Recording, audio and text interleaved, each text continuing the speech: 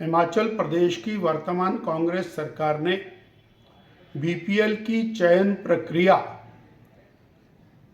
बहुत ही घातक बनाई,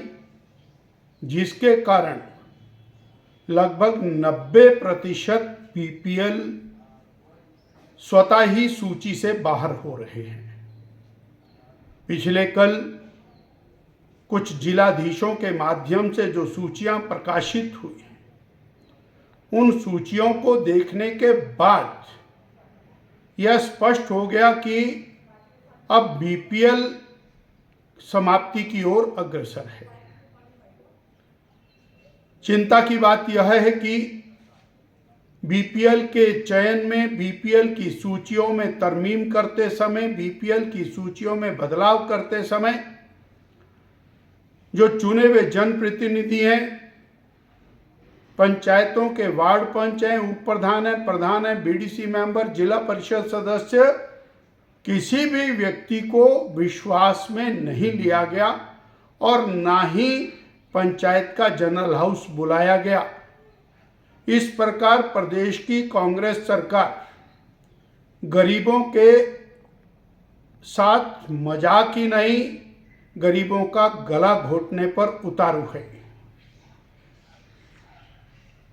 बीबी राम जी योजना, जो गरीबों को 125 दिन का और रोजगार उपलब्ध कराने वाली महत्वाकांक्षी योजना भारत विकास योजना है, उस योजना को प्रदेश में लागू ना करके और उसके ऊपर राजनीति करना, प्रदेश के लाखों उन गरीबों के साथ धोखा किया जा रहा है जो रोजगार प्राप्त करके अपना जीवन यापन भी और विकास के कार्य में सहभागिता भी दे रहे थे। केवल राजनीति करना, विषयों से भटकाना, इस काम में और प्रदेश की सरकार जुटी है। माननीय उच्च न्यायालय के अंदर दिया गया बयान, 6 महीने तक पंचायतों का चुनाव प्रदेश की सरकार टालना चाहती है। ऐसे में बीबी राम जी योजना का शुरू ना करना, बीपीएल चयन के अंदर से बड़ी मात्रा में और गरीबों को बाहर निकालना और पंचायत प्रतिनिधियों को उसमें शामिल ना करना और ग्रामीण विकास को पूरी तरह से ताला लगा करके बंद कर देना, ये गांव के मूलाधार को पूरी तरह समाप्त करने का एक और योजनाबद्ध षड्यंत्र चल रहा है। 6 महीने तक चुनावों को टालकर चंद अधिकारियों के हाथ में ग्रामीण विकास की, पंचायती राज की सारी शक्तियां देकर केवल कांग्रेस के लोगों को और पंचायती राज में दादागिरी करने का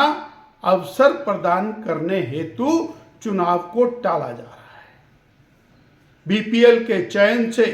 चुने हुए प्रतिनिधियों को बाहर रखना, ये भी और एक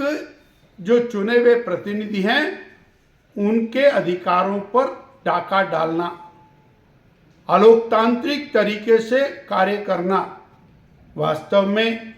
प्रदेश की वर्तमान सरकार ग्रामीण विकास, पंचायती राज के ढांचे को पूरी तरह से तहस नहस करने पर तुली है और ये किसी भी सूरत में अस्वीकार्य है।